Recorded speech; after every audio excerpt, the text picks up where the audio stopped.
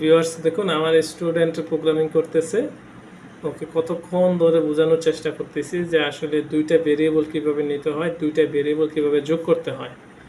ভেরিয়েবলের পাশে গতকালকে না ক্লাস 2-তে তোমাকে দেখাইছিলাম যে ভেরিয়েবলের পাশে কিভাবে তোমার একটা স্ট্রিং যোগ করতে হয়, তাই না? তুমি প্র্যাকটিস না করার কারণে এখন যোগ করতে পারতেছো না। এখন এই যদি প্র্যাকটিসটা করতা তাইলে তো আজকে আর তোমাকে আমাকে কি করতে হতো না, শাসনটা করতে হতো না, তাই না? তো এই যে রেজাল্ট ইকুয়াল টু 100 এই কথাটা প্রিন্টের মধ্যে আসতে হবে। এখন কীভাবে আনবে এটা তুমি জানো। যতক্ষণ পর্যন্ত না আনবা ততক্ষণ পর্যন্ত আজকে তোমাকে আমি এখানে রেখে দিব। আজকে কোনো ক্লাস অফ করা নাই। যদি রাতে 3টেও বাজে তোমাকে আজকে এখানেই থাকতে হবে, কারণ তুমি ক্লাস ফাঁকি দাও।